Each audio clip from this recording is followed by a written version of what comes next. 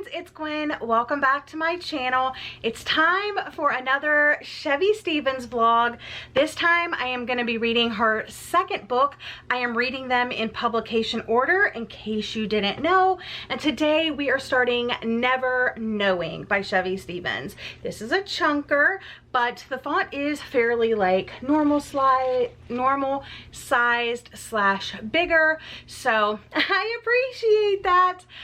This one released in, let's see, 2011, and I did a try a chapter tag of all of Chevy Stevens' books except for her newest release, Dark Roads, because I did that video before that book released. And then I read Still Missing and vlogged it and asked you guys how you wanted me to tackle Chevy Stevens' backlist. If you just wanted me to read them all and tell you my thoughts, if you wanted me to vlog them, you said vlog them. Never Knowing is a standalone thriller about a woman's search for her birth parents. And it says, from acclaimed author of Still Missing goes a psychological thriller about one woman's search into her past and the deadly truth she uncovers. All right, friends, I'm here with a reading update. I am on session 6, page 98, so almost the 100-page mark. So basically, I haven't really read too much more than what the synopsis on the back told us about. You have a woman, she's almost going to be married.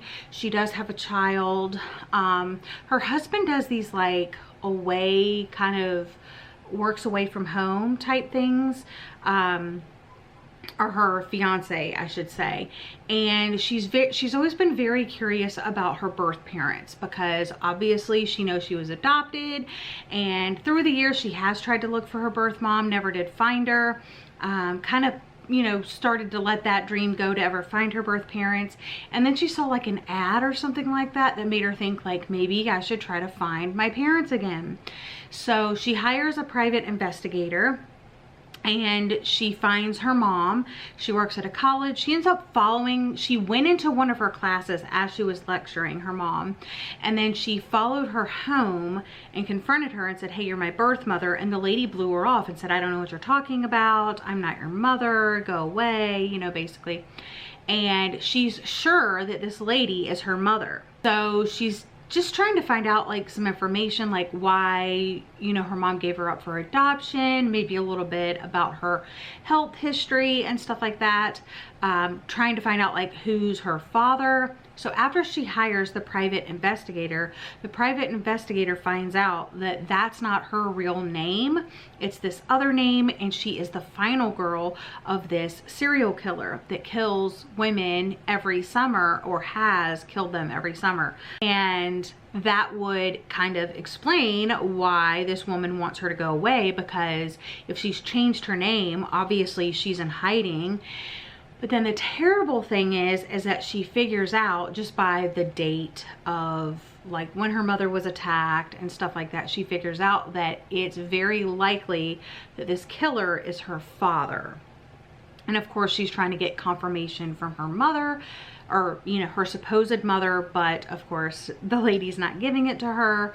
And then things start popping up online about revealing the woman's name and saying that she has this daughter, the main character, and like putting out like where they live and where they work, and, you know, her adoptive family and where they work and all these connections.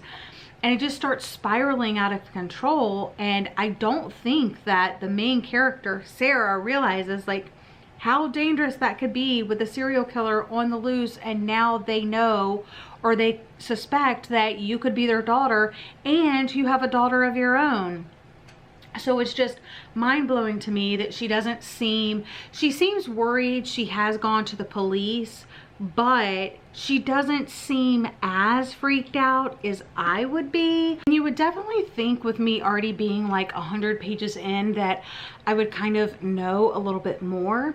And it does kind of talk about things that right now I'm like, who really cares about that? Why are you explaining that and stuff like that? Maybe it will make sense later. Maybe they're just trying to like build in a full picture of what's going on and relationships to people and places and all of that. I'm not sure, but it's okay so far. If I had to rate it right now, the first 100 pages, I'd give like maybe 3 stars, maybe 2.5. Police just had her submit a DNA sample so they could compare it against the DNA samples that they have from the campsite killers, like crime scenes and stuff like that. And they told her like not to tell anybody. I don't know, it's just the weirdest thing. And then they said, at first they said, if anybody weird calls that you don't, like their number doesn't come up on caller ID that you recognize, don't answer it, have them leave a message. And she is she restores old furniture. So she's like, you know, what about my business? And they're like, well, they'll leave a message and then you can call them back.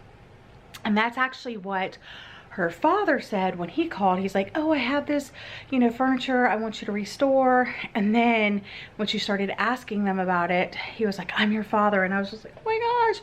Now they're telling her that if he calls back, to actually keep him on the line and start asking him questions and stuff like that. And I'm like, how realistic is it that the police or the detectives would tell her to like engage with a possible serial killer on the phone? I just want to know how realistic this is, because it does not sound realistic. I wanted to point something out. I'm currently on page 110, and maybe I'm being picky, but this is something that really, really annoys me, and it happened in my last vlog when I was reading Lisa Jewell books, and there were 2 books that had names that started with the first letter, and I think it was in The Night She Disappeared, there were 3 characters whose name started with an S. There was the husband and wife, and then one of the other girls in the story's name also started with an S. And again, with the S's. So we have Sarah, who is the main character, and then we have Sandy, who is one of the detectives or police or whatever like that. I don't understand why they do that. So when people were like, how do you not remember characters' names? Because they all freaking start with S. That's why. My negatives and heap them all on John's genetic doorstep. But like you just pointed out, how do I know those traits didn't come from growing up adopted or even from Julia? And I probably won't. Here with another reading update. I am currently on session 9, page 164, and I'm not really enjoying this one. I mean, it's fine. Nothing is happening though. And the stuff that is happening is boring and unbelievable. So, I don't know. It has to pick up at some point, doesn't it? I feel really let down by this one. The premise sounds really, really cool. A girl who's adopted tracks down her birth mother, finds out her father is a serial killer. Sounds so amazing. And her father, we believe. See, that's the thing. We don't know for sure if that's her mother. We don't know for sure if that's her father. They took DNA. The results are not in, obviously. And it's just kind of frustrating because we don't even know if that's the case, but let's just assume that it is. He's calling her and she's talking to him, and it's just these weird short little conversations, and he tells her to have her phone on her at all times, and she does. And the cops are making themselves, specifically the male cop Billy, is making himself completely at home in her house. Like, he walks in and makes himself a sandwich, makes one for her, gets himself a cup of coffee. Like, I don't know about you, but that's like as seen on TV or some shit like that. Like, is that believable? Maybe in British Columbia and Vancouver Island or something like that, but not here in the States. I don't care. Like, there would be no cop coming into my house, digging through my food and making themselves something to eat, even if it was just a peanut butter sandwich. Then her fiance is jealous of the cop because I guess her sister that she doesn't get along with, Melody, whatever her name is, came over when the cop was there. And of course they don't want her family to know that she has been in contact with the cops and the involvement and all of that. So he goes, oh, I'm just one of her clients. I stopped by to, you know, like for her to restore some of his furniture or something like that. So she has to make up this elaborate lie. But of course her fiance knows like who the guy is and stuff like that. And he's just like, you know, should I be worried? And it's like, are you freaking kidding me? Like, I don't even know. So freaking weird. So there's just some things about this. Oh, and another thing. So her daughter, which I don't even know where the girl came from. Allie is her name. I don't know how old she is. I forget. I don't know if they've said, but she seems young, like elementary school young. And this girl has some anger issues. The teacher has called the mom in to tell her like she pushed a kid so hard that they fell over. And I guess there was like a little bit more backstory to it or whatever. But then also they have a dog named Moose. I think it's a dog. I'm pretty sure it's a dog named Moose. And Allie and Moose are really close. And of course, Sarah and Moose are really close. But Allie was really freaking mean to Moose because she was pissed off about her mother. Like, I guess she was on the phone with John, which is the father. He just gave that name or whatever. And Allie came up and started interrupting the phone conversation, and she doesn't want John to know that she has a child, so she has to like shut her out of the room. And then she's really pissed about that, so she starts like kicking the dog in the bed, like her feet were under the blankets or whatever, and she was like kicking or whatever. And then so her mom was letting her sleep in her room, but then she kicked her out and sent her back to her room. And then she had a book and she was going to throw it at the dog, and her mom's like, you better not throw that at the dog. And she throws it at the dog. I mean, luckily the dog darted out and, you know, all was well, but she threw it at the dog. And she's like yelling at the girl like, we never hurt animals. And I'm like, this girl is out of control, because like the mom is always having to bribe her, and I get a good bribe. I taught kindergarten and pre-K for 10 plus years. I understand the importance of a good bribe, but this, something is amiss. So yeah, so there's lots of things that I'm like not liking, things that aren't believable, and there's just not enough action going on to really keep me engaged. I'm just like reading in the hopes to get to some action. So I don't know about this one, you guys, but I'll keep you updated. Hello friends, welcome back to my couch. I got some bookish mail and I thought I could share with you guys. Who else am I going to share my bookish mail with? First things first, I got the t-shirt that I ordered from Novel Grounds. It was Meg's birthday a little while ago, and she did a 30% off sale or something crazy like that. So I ordered the tarot card sticker, and then I also ordered this t-shirt. I'm really excited about it. She did like a 70s inspired drop, and it just says professional bookworm. And you see how this one kind of looks old? This one has the same vibe, and I love it. So you will definitely see this styled on Instagram soon. And the second set of book mail that I got a discount book haul for you guys. It's a mix of things that I've been wanting, some romance, some thrillers, some horror, all of that. So I thought I could share with you. The first thing is The Haunted by Bentley Little, and I heard about this on Marcy's channel. I think it's like a haunted house type story, so really looking forward to that one. I also got a signed edition of The Wife Stalker by Liv Constantine. That's really cool. I was not expecting that, but yeah, you can tell it has like this crease right here. Anyway, let's look at the signature. So cool. So Liv Constantine, if you do not know, is the same author that wrote The Last Mrs. Parrish, and I love that book, so I'm hoping that I love this one too. I also got, spoiler alert, by Olivia Dade, which I'm really excited about. I found it super cheap, so I decided to go ahead and snag it. Now, someone has told me that they sent me a copy of this book, but I don't know if the package is lost, but I've been waiting for like months, since basically the beginning of summer, and here we are almost in fall, and I haven't received it, and I really have wanted to read this. So I just went ahead, and since I found it so cheap, I went ahead and picked up a copy. Next up is, I want to start reading some true crime.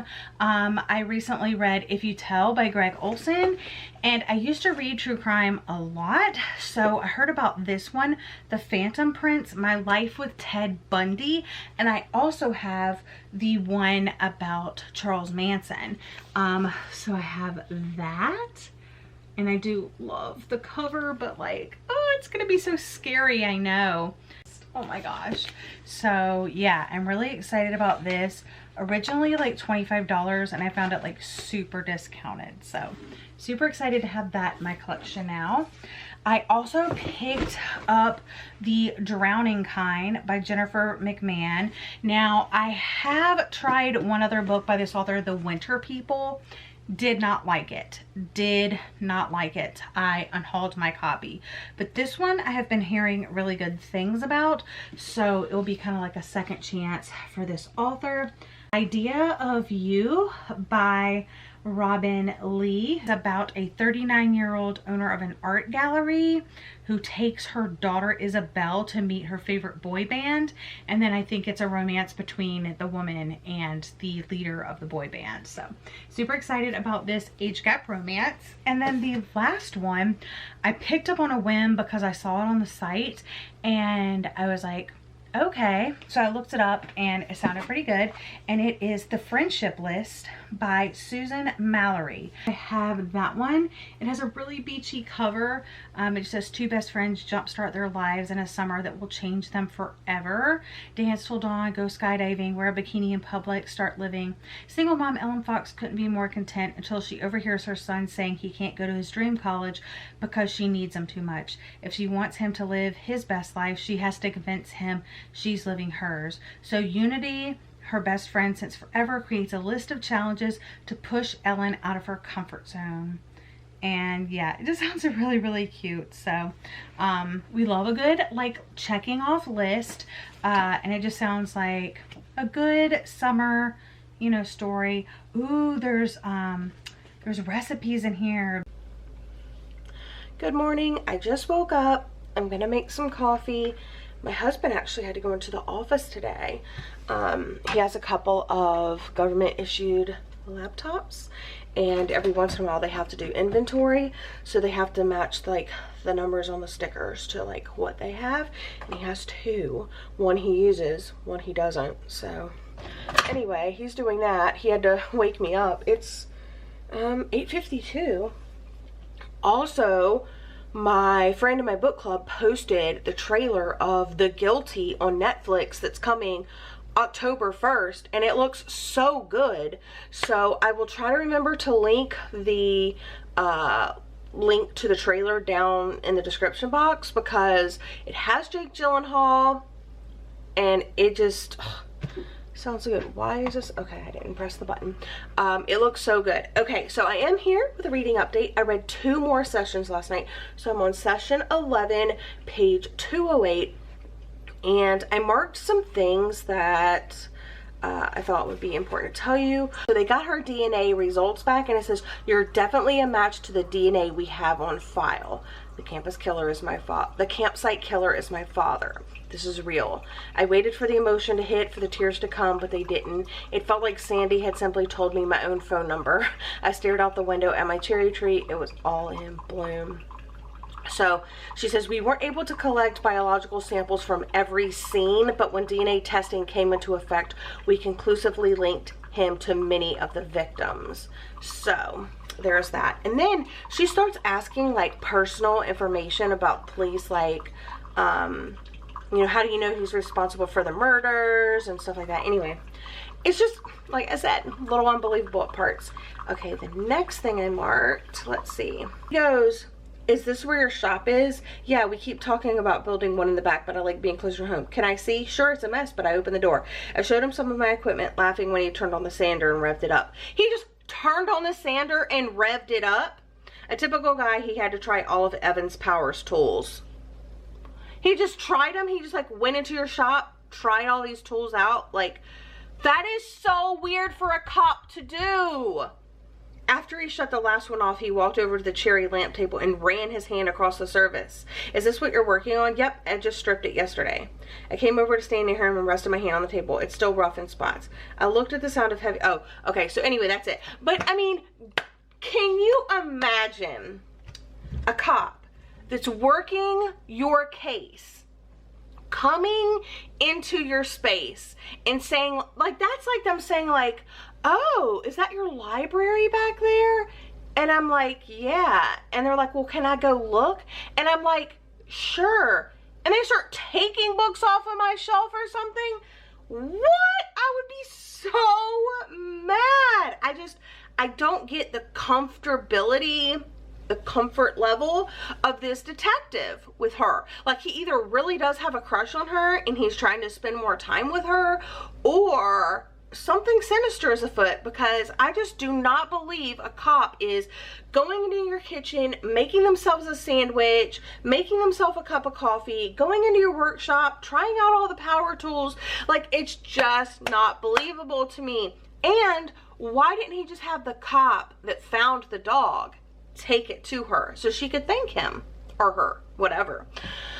It's so frustrating because it's just not believable. But the DNA is a match. So the campsite killer, and I keep saying the, what do I keep saying? The campus killer from Survive the Night.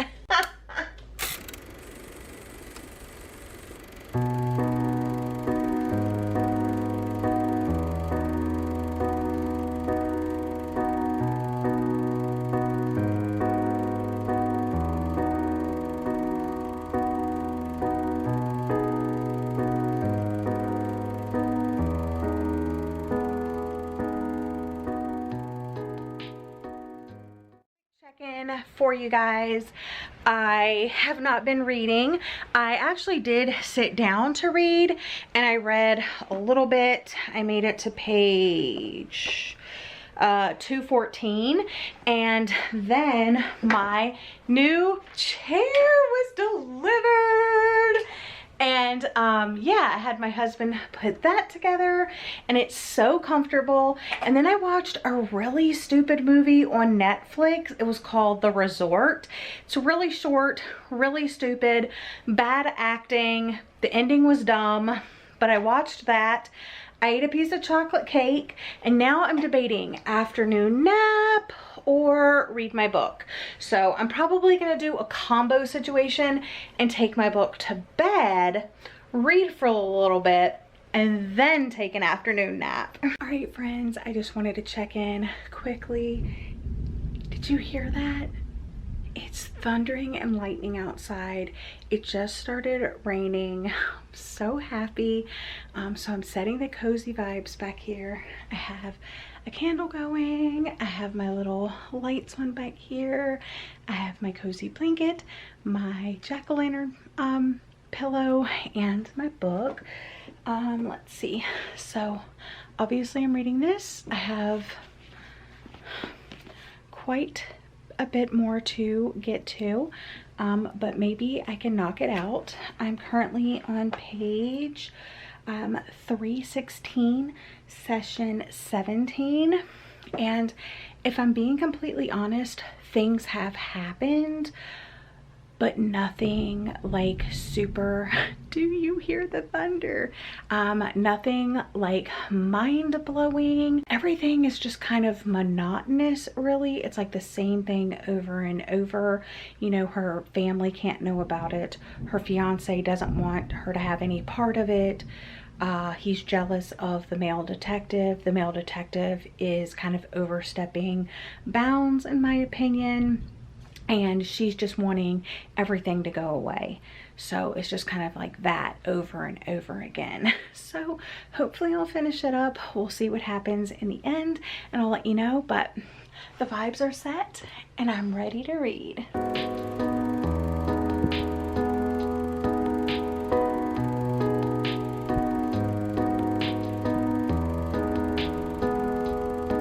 Like I said, all the cozy vibes.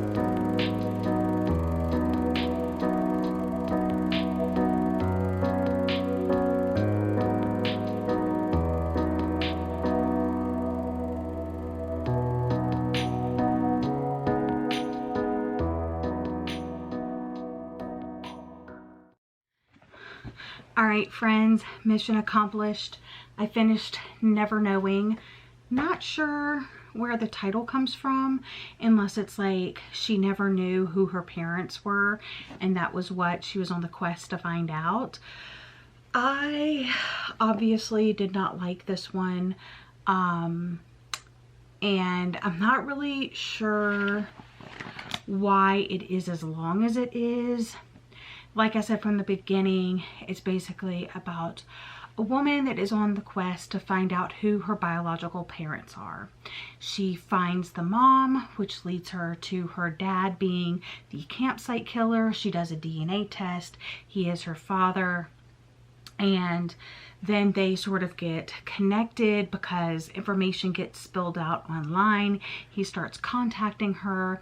Then she starts working with the police to try to like trap him somehow by, you know, taking his phone calls, getting on his good side and all of that.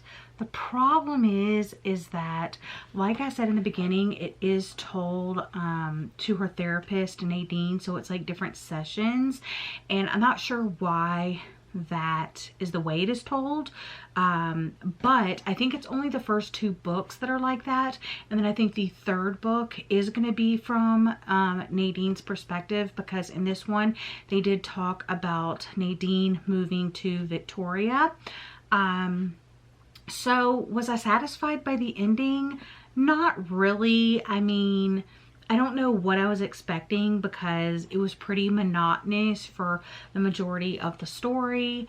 And then, you know, there were things that happened, like, I don't know, it was just, there were so many unbelievable things that I'm just like, that would never happen.